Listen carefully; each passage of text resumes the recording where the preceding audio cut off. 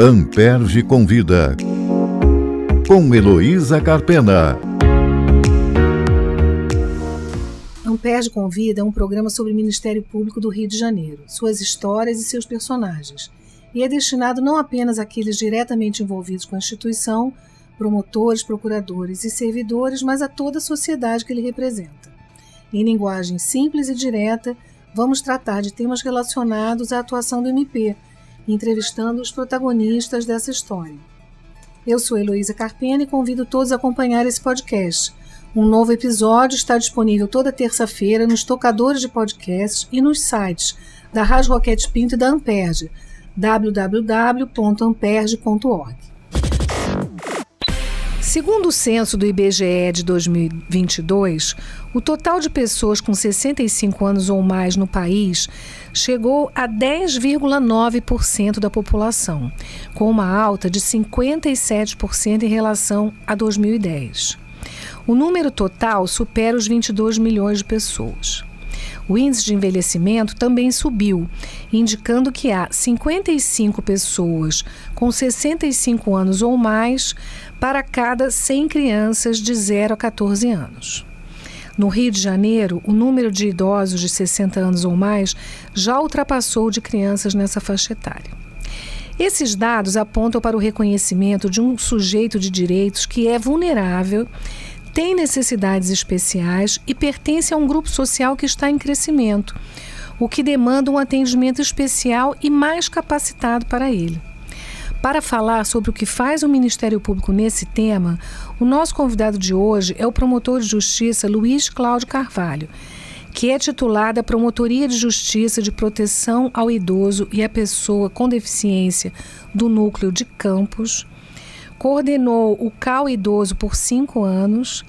Ele também é membro do GT Idoso do Núcleo de Direitos Fundamentais do CNMP e coordena o grupo de pesquisa no IERB sobre contenção como violação de direitos humanos. Luiz Cláudio, obrigada por aceitar o nosso convite. Vamos conversar hoje com um especialista no tema. E eu quero começar te perguntando quais são as questões mais comuns que chegam ao MP do Rio nessa matéria e como elas vão até os promotores. Bom, Heloísa, em primeiro lugar, queria agradecer muitíssimo o convite. É uma honra estar participando do podcast, principalmente com você. E, enfim, foi relatado aí por você nessa introdução esse cenário que é real, né? Nós temos promotorias especializadas na área da pessoa com deficiência e atuamos também em promotorias que têm essa atribuição dentro de um contexto mais geral. Mas, via de regra, a questão dos violações de direitos contra a pessoa idosa nos chega muito por caminhos de disque denúncia, né? A gente tem, salvo engano, um dos assuntos que mais repercute em ouvidorias atualmente é a questão da violência com relação à pessoa idosa. Então, o nosso canal principal é o Disque Denúncia, né? Sobretudo porque a violência contra a pessoa idosa ela tem como característica ser uma violência intrafamiliar e ela é notada a partir de percepção de algum outro familiar, algum vizinho. É isso que eu ia te perguntar. Essas denúncias chegam raramente do próprio idoso, né? Eu imagino. Quase nunca, né? A gente, o perfil do idoso que a gente atende como vítima de pessoa com violência já é um idoso de tal forma fragilizado, né? Às vezes associado também a alguma comorbidade, algum transtorno mental, alguma demência. Então, dificilmente é o próprio idoso que vai chegar. Então, a gente, via de regra, é o Disque Denúncia, né? Nós temos aí tanto um do Ministério Público, que é o 127, quanto o Disque 100, que é federal, que repassa as informações para o Ministério Público. E a partir daí nós começamos as investigações, né? Mais raramente, mas também acontece, nós temos informações de órgãos públicos, né? Hospitais que atendem os idosos e percebem que há indícios de violência, e outros parceiros, Conselho do Idoso encaminha, e entidades que atuam muitas vezes também mandam. Mas a grande maioria é Disque Denúncia. E aí os promotores recebem essa representação e instauram imediatamente um inquérito. Normalmente a gente atua na tutela de direitos individuais indisponíveis por meio de procedimentos administrativos. Invariavelmente a gente faz uma análise preliminar, porque a informação que vem via disque denúncia nem sempre está muito clara. Então, nem sempre tem dados suficientes que permitam, desde logo, instaurar um procedimento. Então, às vezes, através da notícia de fato, que é o expediente previsto para a nossa atuação em fase preliminar, a gente faz uma análise, normalmente uma visita da nossa equipe, uma pesquisa por meio do grupo de apoio aos promotores do GAP, que vai verificar a procedência da informação. Mas, muito embora algumas não sejam procedentes, também acontece, né? Notícias que, na verdade, não se confirmam, mas a grande maioria se confirma, com algum tipo de abuso, sim. E aí vocês têm, pelo que eu estou entendendo, uma dimensão individual, né? E coletiva também, quanto às estruturas. Sim. A gente normalmente atua na questão individual, e nesse caso nós instauramos procedimentos administrativos para aplicação de medidas protetivas, que vão desde afastamento do agressor do lar, acolhimento em alguma entidade, ou encaminhamento para tratamento de saúde, ou para receber algum direito assistencial. E tem demandas, obviamente, que tem cunho coletivo, né? Às vezes dizem respeito a questões institucionais, estruturais, desrespeito ao direito de prioridade de atendimento, desrespeito dos transportes públicos em relação ao idoso, ausência, omissões estatais por ausência de equipamentos, né? Muitas vezes alguns municípios não têm instituições para acolher idosos, e aí esses idosos têm direito a isso, ficam desassistidos. Então, quando tem esse viés coletivo, a gente instaura inquérito civil na busca de uma solução. Às vezes consegue uma solução extrajudicial, através da assinatura de um termo de ajustamento de conduta, às vezes não, e aí é obrigado a judicializar. Você está no interior, mas eu queria que você falasse um pouco sobre a realidade aqui da capital. Há promotorias especializadas e o mesmo promotor cuida tanto de questões individuais como coletivas? A capital é um pouco diferente, porque assim, houve uma divisão de atribuições. Então, na capital tem 5 promotorias que trabalham apenas o individual e fiscalização de instituições. O coletivo se resume a essa parte, fiscalização. E tem uma promotoria especializada em direitos coletivos da pessoa idosa, que trata todo o resto da demanda coletiva. Entendi. Então, os promotores fazem a fiscalização dessas instituições de longa permanência, é isso? Sim. Isso é um fator, uma parte muito importante da nossa atribuição. E existe uma metodologia própria para isso? Sim, assim, o que acontece? O Ministério Público do Rio de Janeiro, tão logo teve a especialização da matéria, é bom também registrar que eu acho que isso não tem paralelo, mas a Constituição do Estado do Rio de Janeiro tem 2 artigos que determinaram a criação de promotorias de proteção ao idoso. E a partir daí começou a especialização. Em que ano, você se lembra? A Constituição do Estado é 2003, seria isso? Acho que é por aí, eu acho que é por aí. E aí o que acontece? Nós, a partir depois do Estatuto da Pessoa Idosa, né, que já fez aniversário, 20 anos de Estatuto da Pessoa Idosa, a especialização se afirmou com mais importância, e aí houve a criação das promotorias. Desde então, uma das atribuições que nos a gente tem maior cuidado e preocupação é a fiscalização das instituições de longa permanência. Por quê? Porque lá há um perfil de idosos vulneráveis e que há necessidade de um cuidado maior e uma fiscalização para que não haja abusos nem omissões relevantes. Então, o Rio de Janeiro, o Estado, hoje tem por volta de 500 instituições de longa permanência, sendo mais ou menos a metade na capital. Esse é o quadro geral que nós temos. O Ministério Público tem a obrigação de fiscalizar todas elas. Não importa que elas sejam públicas, privadas, tenham finalidade lucrativa ou não tenham finalidade lucrativa. E aí nós criamos uma metodologia feita pelo Ministério Público do Rio de Janeiro, que leva em conta priorizar a análise do respeito aos direitos humanos fundamentais das pessoas que estão lá. E há também uma resolução do CNMP 154 que determina que a gente tenha que fazer pelo menos uma visita anual em todas elas, ou seja, a gente teria que fazer 500 visitas todos os anos. Como é que é isso? Essa conta difícil de fechar. A gente tem conseguido com muito esforço, isso porque o número de LPIs tem crescido enormemente. Porque se você analisar que a população idosa está aumentando, com isso pessoas idosas com perda de autonomia e independência aumentam também, Com isso, haverá necessidade de mais instituições de cuidado quando essas pessoas não tiverem família que possam dar esse suporte. As famílias diminuíram também, as pessoas trabalham, não tem tempo. Então, a demanda por ILPIs tem aumentado. Então, a expectativa é que a gente tenha um aumento nesse número muito grande, porque também hoje é um modelo de negócio, porque a demanda, quem pode pagar, vai procurar esse tipo de estabelecimento, que a gente entende que é essencial, tá, gente? Não se deve demonizar instituições de longa permanência, nem ninguém deve se sentir culpado por levar um familiar para morar lá. Na verdade, é uma opção de carinho e de cuidado. O que a gente tem é que acabar com o histórico de, assim, um trabalho amador e não profissional que às vezes existiu no passado, de um cuidado de segunda classe. A gente tem que priorizar uma atuação de qualidade, um serviço de qualidade. Mas não há nada de errado em ter instituições de longa permanência. A gente entende até que elas são necessárias, e quando se encontra uma boa instituição, isso dá, inclusive, um amparo à família para dar um melhor possível para o seu familiar que está idoso, quando é necessário esse cuidado. Claro. E qual é o tipo de providência que pode aparecer numa eventual ação civil pública? Eu estou aqui imaginando que vocês fazem a fiscalização, constatam a inadequação das instalações, por exemplo. A gente normalmente... a gente pode dividir assim, dois aspectos, né? A gente tem aquelas ILPIs que tem problemas que são sanáveis, né? Que tem um trabalho que é até importante, às vezes até um trabalho histórico, né? Porque é bom lembrar que muitas instituições são filantrópicas e atuam há muitos anos nesse cenário, já com serviços prestados, mas às vezes não tem suporte financeiro para dar um trabalho tão bom.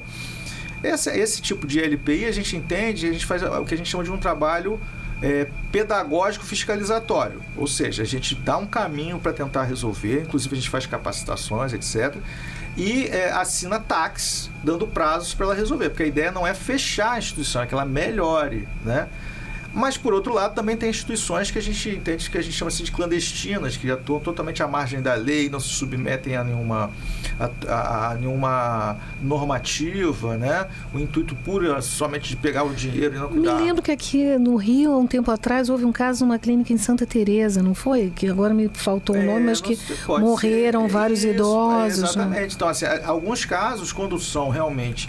decorre de uma prática que a gente entende que não é bem intencionada, não é uma falha pequena, mas grave, as ações são para encerrar as atividades e transferir os idosos, porque a gente não pode encerrar a atividade e deixar aqueles idosos ali. Então, isso dá um trabalho muito grande de articulação, mas, via de regra, os municípios são responsáveis pela prestação do serviço. Muito embora não haja ILPIs públicas suficientes, mas os municípios que têm que dar, oferecer esse serviço, que é um serviço socioassistencial típico, é previsto na legislação. Eu nem sabia que existiam essas instituições públicas. São pouquíssimas, né? Não chega a 10% desses 500 que eu estou te falando, no Estado. Não há uma cultura de se oferecer esse serviço. A gente entende isso até por causa de uma questão de uma violência estrutural contra o idoso. Se entender que o idoso não tem direito a coisa, tudo assim, não se destinam políticas públicas para o envelhecimento, e ao longo do tempo isso fez com que nós tenhamos falhas no serviço. Então, apesar de ser um serviço público, não tem instituição em quase lugar nenhum. E aí os municípios, o Ministério Público atua também nessa área, né? Também é um direito coletivo que a gente atua, instaura inquérito civil, instando o município a dar solução. No mais das vezes, não é necessário construir uma LPI, eles vão contratualizar vagas em LPIs que existam, mas tem que regular o serviço e oferecer para a população idosa que se enquadra como usuário do SUAS, né, do Serviço Único de Assistência Social, porque um serviço típico é o acolhimento institucional, quando o idoso perde autonomia e independência e não tem apoio. E quando são privados, também existe aí uma relação de consumo, né? Então a gente está esbarrando aí numa fronteira, né, com atribuições de promotorias diferentes. Isso. Vocês fazem parcerias quando isso acontece? Assim, normalmente, assim, a gente tem, assim, obviamente tem essa fronteira, porque é nitidamente uma relação de consumo, serviço oferecido no mercado de consumo, super caracterizado, mas no mais das vezes o Ministério Público, eu acho que até por causa da expertise que está muito mais sedimentada na área da pessoa idosa, tenho percebido, estou falando assim, uma percepção minha, que isso acaba sempre sendo encaminhado para a promotoria do idoso, porque já tem na verdade, hoje, a Promotoria do Idoso já tem uma interlocução com todas essas LPIs, porque todo ano ele tem que fiscalizar. Então, todas elas já têm uma interlocução no sentido da gente identificar as falhas, já ter feito o encaminhamento, de modo que, muito embora haja uma relação de consumo, a Promotoria do Consumidor possa atuar, mas parece ser muito mais confortável para a Promotoria do Idoso fazer a atuação. Mas eu imagino que no aspecto contratual, por exemplo, né, cláusulas abusivas, esse tipo de controle, a Promotoria do Consumidor também poderia fazer. Mas a gente faz isso também. A gente faz isso também, porque o contrato ele é uma exigência do Estatuto da Pessoa Idosa e é regulamentado pelo Conselho Nacional de Direito da Pessoa Idosa. Então tem uma regulamentação de como tem que ser o contrato. Então você acaba entrando no rol de itens que nós fiscalizamos. Sim. E eu imagino que vocês, os promotores, né, que cuidam da proteção dos idosos, dependem de um apoio técnico muito especializado, né, Luiz Cláudio? Como é que funciona isso? Quem são esses técnicos de apoio? Então, a gente, desde o início, lá naquele iniciozinho que a gente falou, que criou a metodologia, nós partimos do pressuposto de que precisávamos de um suporte técnico. Ou seja, não adianta o promotor sozinho ir fazer uma fiscalização, porque vai faltar elementos, né? Nem tudo é jurídico, essencialmente. E aí, no caso do Ministério do Estado do Rio de Janeiro, os núcleos de apoio que nós temos fornecem assistentes sociais, psicólogos principalmente, que são os que dão suporte técnico, muito embora o GAT possa também nos fornecer profissionais quando especificamente há questões, como por exemplo... O GAT, vamos esclarecer, que é do próprio Ministério Público. É do próprio Ministério Público, Grupo de Apoio Técnico do Ministério Público, que tem profissionais das mais variadas áreas. A gente também se socorre, nós temos lá profissionais de enfermagem, de engenharia, de arquitetura, que dependendo do caso nos socorre. Mas rotineiramente, né, nas inspeções que são ordinárias, quem tem acompanhado são assistentes sociais e psicólogos. Um atendimento muito especializado, né? Eu imagino. Os idosos que permanecem com as famílias também enfrentam dificuldades com as pessoas que têm que cuidar deles. Né? Isso aí é objeto de relatos, ou porque não tem recursos, ou porque as pessoas também se projetam, se veem naquela situação e isso cria assim, uma certa rejeição. Quer dizer, você está envolvido também com a capacitação desses cuidadores. Conta um pouco para nós como que é esse trabalho. O Ministério Público, ele procura, em geral, como eu falei, assim, esse papel nosso também pedagógico. Então, a gente tem, periodicamente, frentes de capacitação. Recentemente, nós fizemos uma capacitação, né, para trabalhar em instituições de longa permanência, trabalhando gestão, serviço, cuidado, etc. Essa é mais focada para o profissional que trabalha na instituição de longa permanência. Mas, por outro lado, paralelamente, também tivemos uma outra capacitação feita pelo CAL, que é o Centro de Apoio Operacional das Promotorias do Idoso, né? À época coordenada pela colega Cristiane Branquinho e agora está com a colega Elisa, que também visava cuidadores, conhecimento da doença de Alzheimer, né? Porque assim, são vários elementos de informação que contribuem. Então, às vezes a gente faz uma coisa voltada para quem cuida de alguém com demência, para você entender o funcionamento da demência. Às vezes é focado em atividades que possam ajudar a melhorar a autonomia do idoso, como, por exemplo, atividades que envolvem fisioterapia. Então, tudo isso está no espectro de atenção do Ministério Público nesse trabalho de capacitação que a gente faz e lembrar que é sempre gratuito, né? A gente faz isso sempre gratuito, voltado para a comunidade. E é no âmbito do IERB, é isso? No âmbito do IERB, quase sempre atualmente, né? No passado, o Instituto de Estudos... Isso, né? Roberto Bernardi Barroso. Muito bem. Que é a escola de governo do Ministério Público do Rio de Janeiro. Muito bem. É um trabalho valioso e importante, né? Porque sem essa capacitação não tem como acontecer a proteção e o próprio trabalho do MP. Vamos voltar a falar do aspecto da violência contra os idosos. Eu referi essa circunstância, né, que a gente observa, às vezes até em si mesmo, né, de uma rejeição à situação de vulnerabilidade que o idoso acaba ficando, a gente meio que se projeta nisso, mas indo além, né, há muitas situações em que isso acaba se tornando violência ou aproveitamento dos próprios idosos, né? Há poucas semanas a gente teve aqui no Rio de Janeiro um caso famoso, né, da senhora Regina, que teve, segundo ela, em cárcere privado, né, durante um tempo. Então, e um outro, não menos famoso, do tio Paulo, né, que foi levado a uma agência bancária e já se encontrava morto, enfim. E tudo isso sensibilizou muito a opinião pública. Então eu te pergunto, qual é o perfil, né, dessas pessoas que praticam atos de violência contra idosos? Quais são os mais comuns? Então, assim, esses casos são bem emblemáticos, foi muito bom se lembrar disso, porque assim, quando vai para a imprensa esses casos, eles chamam a atenção para esse aspecto.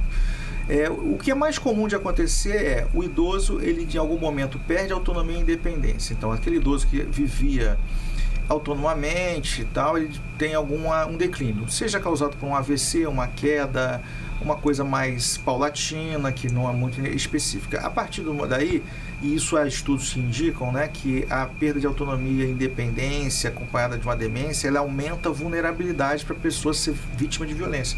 Por quê? Dependendo do entorno, dos laços que ele tenha, se não são muito fortes, surge a oportunidade para que pessoas possam se aproveitar. Então, o mais comum é, em primeiro lugar, se apossar do benefício dessa pessoa.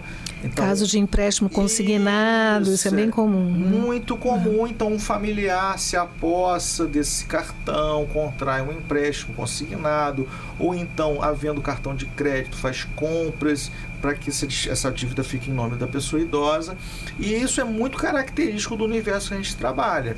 Então, muitas vezes, você vê aquela pessoa próxima, na verdade, se aproveitando dessa vulnerabilidade e deixando, no mais das vezes, a pessoa que deveria ser cuidada numa situação de penúria, né? Então, esses casos que você falou é a ponta do iceberg, que a gente diz, porque, na verdade, quando você trabalha numa promotoria de proteção ao idoso, são rotineiros os casos, infelizmente, não tem limite porque assim, assustador. Quando você pega um caso muito ruim, né, com pessoas numa situação muito precária, né, assim, de abandono extremo, né, pessoas que estão assim à beira da morte, algum vizinho socorre. Isso infelizmente é rotineiro para quem trabalha na promotoria, não deveria ser. E a gente tem alguns perfis e assim, normalmente há um familiar envolvido como abusador, seja de uma maneira, digamos assim, dolosa, com o intuito de aproveitar, seja em função de circunstâncias de falta de apoio. O que eu quero dizer? Que a nossa sociedade, que é muito desigual, e há muitas pessoas que vivem embaixo do limite da pobreza, elas acabam tendo que cuidar daquele familiar idoso numa situação de pressão e falta de apoio imensa. Sem recursos, né? Sem recursos, sem cuidado. E aí o estresse de quem cuida pode se transformar em violência. Nesse caso, é necessário identificar que, muito embora todos tenham que ser responsabilizados por seus atos, obviamente, mas o contexto de falta de apoio, ele também é um elemento que causa violência. Por isso, se o Brasil quiser diminuir a violência, é importante que haja políticas públicas que deem suporte. A gente cita como exemplo o Centro-Dia. Centro-Dia é um equipamento previsto que quase não tem, que é um equipamento em que você pode deixar o idoso, por exemplo, durante o dia para trabalhar, sem romper vínculo familiar, né? O pessoal chama isso em algum lugar de creche do idoso. Uma espécie de creche. Mas não usem isso, pelo amor de Deus, porque um dos princípios que a gente apregou é a não infantilização do idoso. Então, você usa creche do idoso, você começa a infantilizar. Mas para efeito de marketing, de novo, se usa isso. Independentemente do nome ou não, mas o Centro-Dia, ele é essencial para uma política de apoio, né? Onde a pessoa possa deixar o idoso durante... Porque, assim, muitas pessoas, quando tem idosos nessa situação em casa, não tem com quem deixar. Normalmente, o cuidador é uma mulher, a cara do cuidador é mulher, que vai abandonar a sua vida, o seu trabalho, para trabalhar, cuidar desse familiar, e vai se sentir pressionada muitas vezes pelos outros irmãos, é ela que é criticada, que não cuida e ninguém ajuda, né? Tem projetos também de financiamento. Hoje nós temos, assim, tramitando no Congresso Nacional, projetos sobre a questão do Plano Nacional de Cuidados, que é essencial para esse tema. Essas instituições do dia, eu vi há pouco tempo em Portugal. Eles têm esse sistema lá. E uma van, um transporte, vai buscar os idosos em casa. Sim. E leva exatamente como se fosse o transporte escolar. Na legislação brasileira já previsto há muito tempo. Falta vontade política de implementar, porque assim, não é, por exemplo, o Rio de Janeiro vai ter um centro-dia, não dá conta, é uma política que tem que ter nos bairros, etc., para atender. Obviamente que isso envolve investimento, mas tem outras políticas que são mais baratas, como, por exemplo, pagar para a filha cuidadora. Isso já foi feito no Rio de Janeiro com grande sucesso. Né? Se houver uma política de reconhecer o cuidado como um trabalho, isso é importante se dizer, o cuidado é um trabalho. E quando você... E um trabalho extenuante. Né? Então, quando você reconhece o trabalho como cuidado e remunera, você também diminui a violência, porque essa filha, que a gente está chamando de filha, porque a maioria é mulher mesmo, que fica em casa, se ela for remunerada, vai diminuir, ela não vai precisar trabalhar e vai poder cuidar e vai ter um recurso. E né? mesmo que seja pequena, é uma forma de reconhecimento, né, por esse trabalho. A gente tem, por exemplo, eu conheço na Itália projetos que são assim, que você junta cuidadores que têm um perfil de pessoas que precisam de apoio, no caso lá imigrantes, e você junta pessoas que precisam de cuidado, sem família, e essas pessoas se tornam cuidadores, e assim, há vários mecanismos que esse cuidador também não se sobrecarrega. Por exemplo, nesse caso, sempre são 2 cuidadores.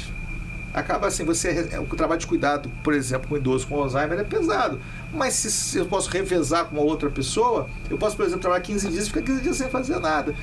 É importante, quando se pensa em cuidado, dar condição para o cuidador. Claro. Há estudos em que o cuidador, às vezes, morre antes do cuidado.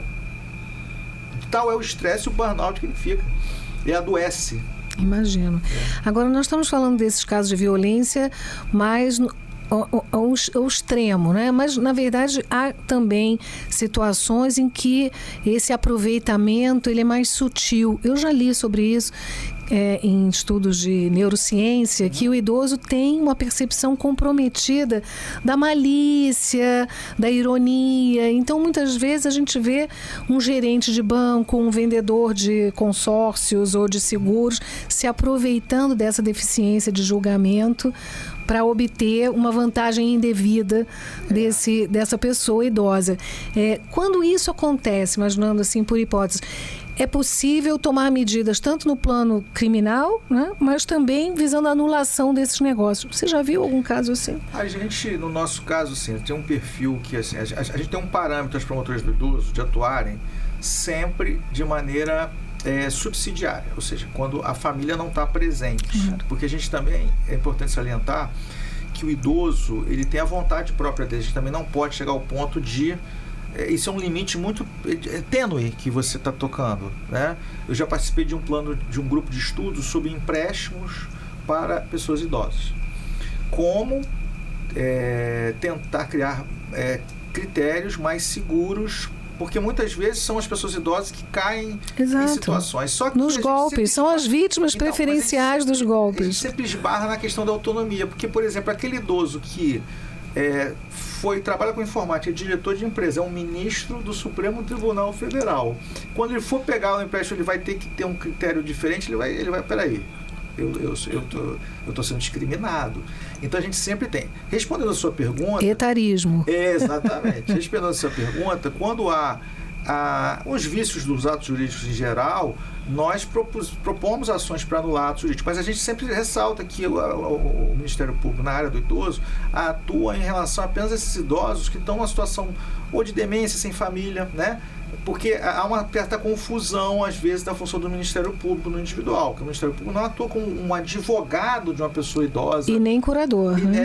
Nem curador. Então, a gente sempre esclarece, é bom esse espaço do podcast, que a atuação na defesa de direito individual indisponível da pessoa idosa é daquela que não tem meios para buscar o judiciário de maneira nenhuma. Ele não pode ir numa defensoria onde ele poderia buscar, porque ele está demenciado, abandonado, muitas vezes em situação de violência e completamente sem ninguém. Então, o Ministério Público aí, nesses casos, em que a pessoa tem essa condição de total impossibilidade de buscar os seus direitos, ajuiza como substituto processual ações desse viés que você está me perguntando, para anular contratos, empréstimos, né?